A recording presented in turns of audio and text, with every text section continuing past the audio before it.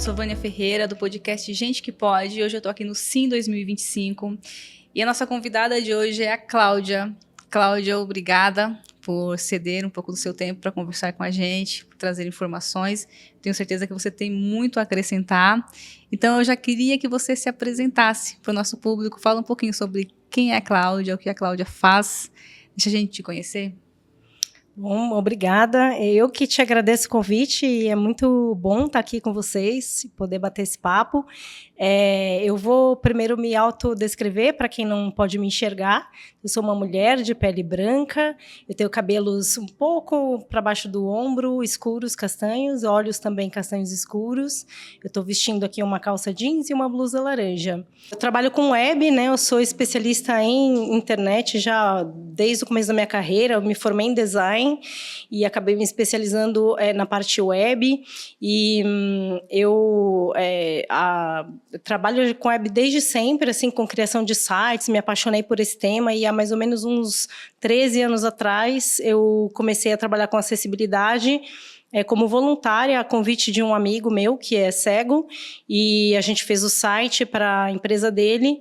E, na época, assim, foi um trabalho de 2 anos, eu não sabia nada sobre o assunto, a gente estudou juntos, né, e a equipe de pessoas com deficiência visual da empresa dele ajudou, e a gente lançou o site. Na época, estava lançando no Brasil a primeira premiação de acessibilidade do W3C, e eles resolveram participar. Eu não queria, porque, enfim, era meu primeiro site, né? Mas a gente resolveu topar, assim, e a gente participou e entramos como top 5. E a gente ficou muito emocionado, muito impactado, assim, por aquele prêmio.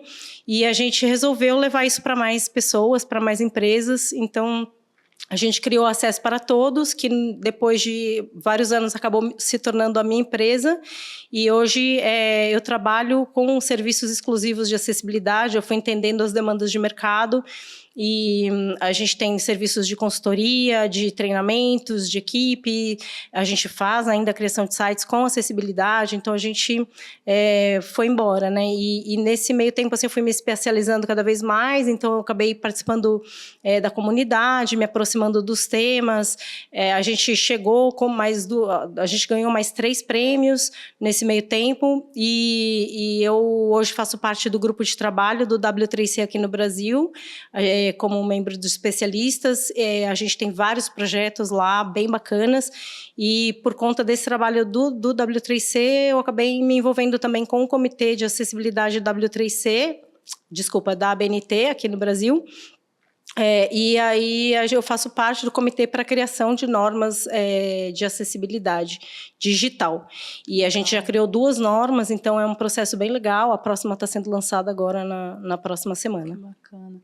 Que legal, Cláudia. E aí, né, você traz muito essa experiência, expertise com acessibilidade digital, né? Eu queria que você falasse para a gente quais são os principais desafios que as pessoas com deficiência enfrentam para acessar conteúdos digitais hoje.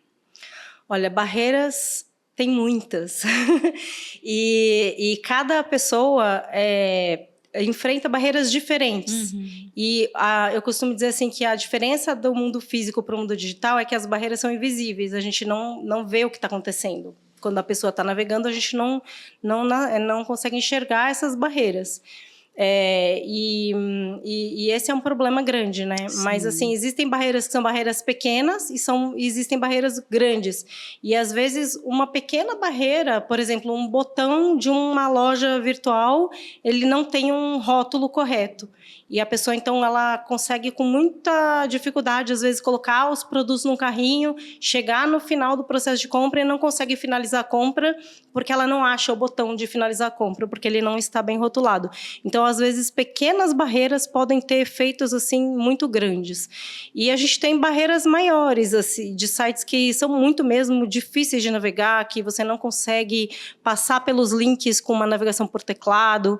Então, a gente tem algumas listas de barreiras principais, mas a gente tem algumas que realmente são mais comuns, né, como imagens que não têm descrição, e então uma pessoa que não enxerga, ela chega ali, ela sabe que tem uma imagem, mas não sabe o que contém naquela imagem. São barreiras muito comuns ainda, né, botões e links não descritivos, botões não rotulados, são esses os tipos de barreira. Tá.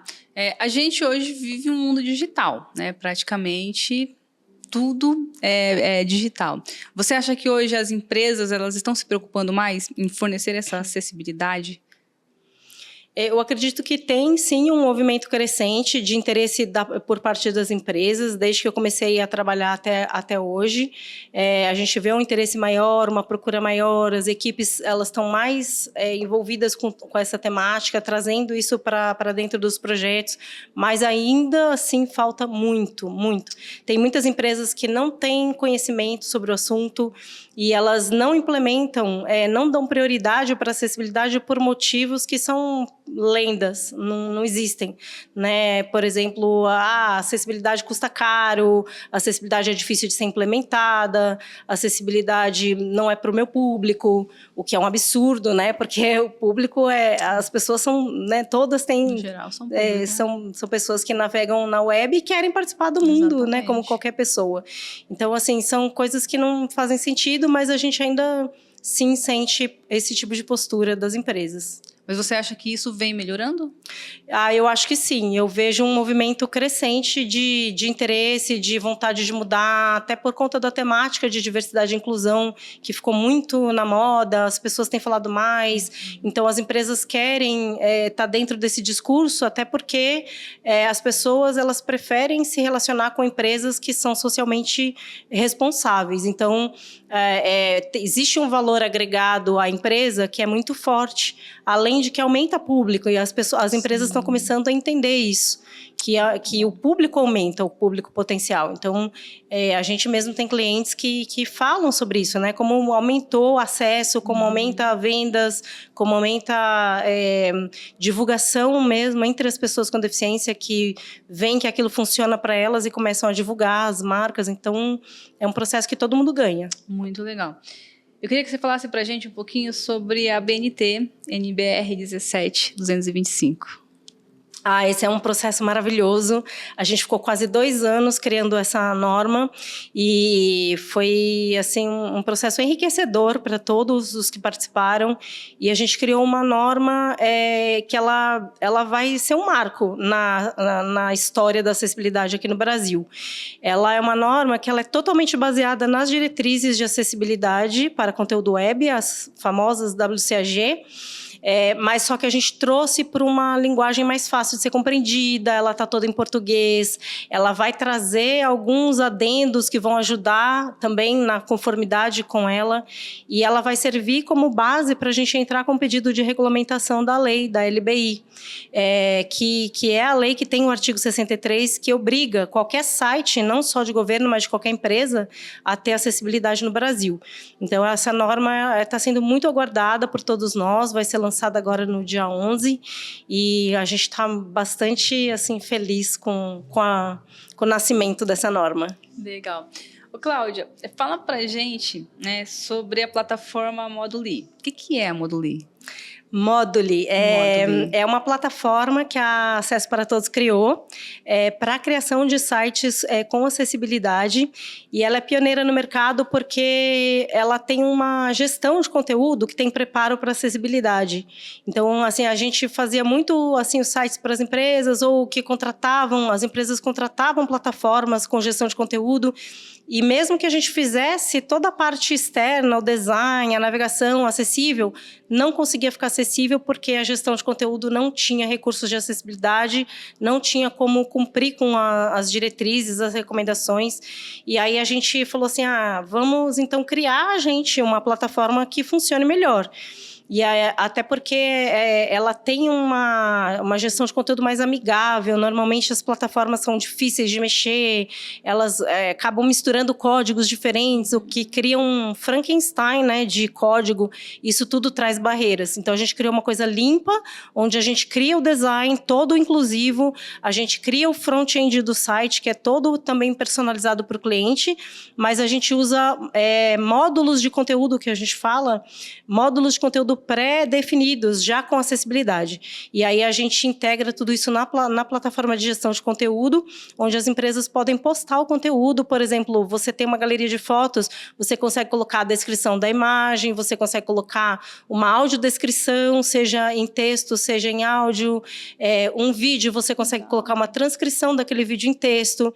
Então, são todas exigências, né, assim, recomendações das diretrizes e que a plataforma permite colocar. E a gente tem também lá dentro uma central de aprendizagem para ajudar as pessoas a saber o que tem que ser feito, porque a gente tem o design, tem o front-end, tem a gestão de conteúdo, mas as pessoas às vezes não sabem como que eu faço, como eu crio um texto, né, com acessibilidade, como que eu faço um texto com linguagem simples. Então, a gente criou essa central com tutoriais para ajudar as empresas a saber o que precisa ser feito também. Muito bom. E você falando disso aqui me traz até uma observação. A gente fala de acessibilidade, quando a gente fala de acessibilidade, a gente já pensa em pessoas com deficiência. Isso falando da acessibilidade estrutural, arquitetônica, né? E a gente sabe hoje que a acessibilidade não beneficia só a pessoa com deficiência. Na acessibilidade digital também é assim? Sim, a gente defende que a acessibilidade é para todas as pessoas, porque a acessibilidade, ela traz muito mais conforto de uso, segurança, facilidade de uso. Então, a gente começou a ver que, mesmo para os nossos clientes, antes de eu criar todo esse projeto, quando a gente trazia acessibilidade, os clientes, em geral, ficavam mais satisfeitos. Então, a gente defende que a acessibilidade é para todo mundo. Existem alguns públicos que são os mais beneficiados, dentre eles as pessoas com deficiência, mas não só. A gente tem as pessoas que têm mais idade e a população está envelhecendo. A gente vai envelhecer um dia, né? E a gente percebe como melhora para esse público também.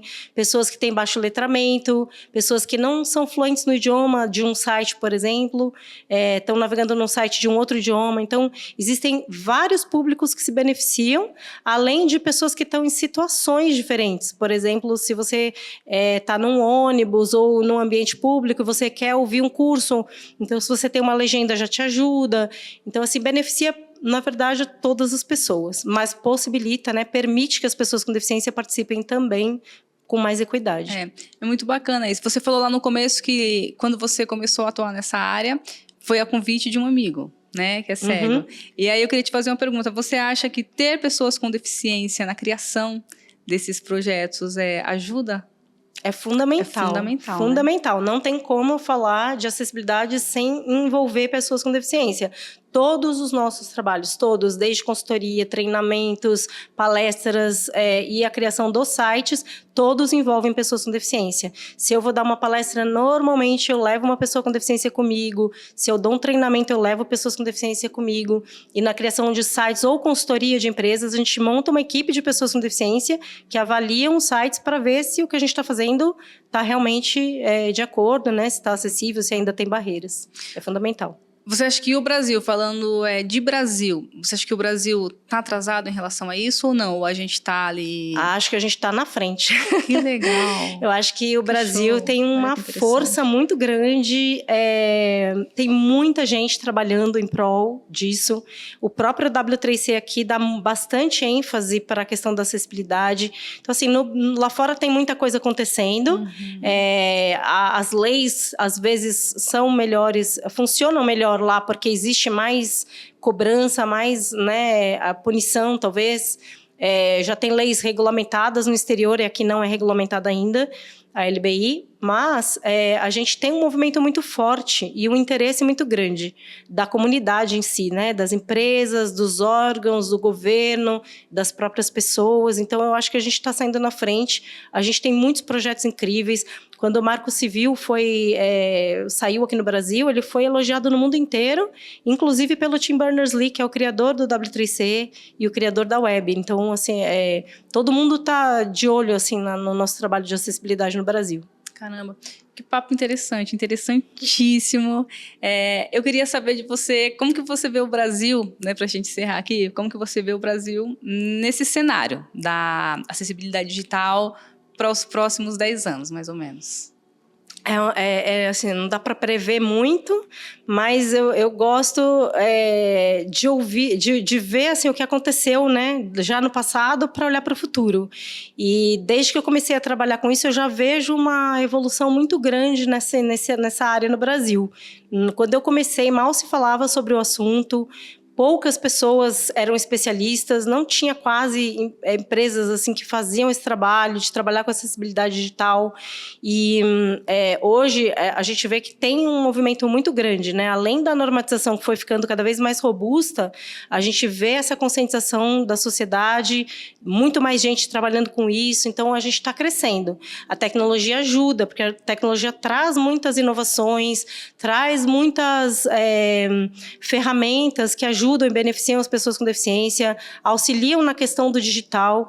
Então, eu vejo assim, um futuro promissor, que com essa nova norma, com a nossa legislação cada vez mais robusta, com a maior conscientização e a tecnologia nos apoiando, eu sou muito otimista e eu acho que a gente tem um futuro promissor para a acessibilidade no Brasil.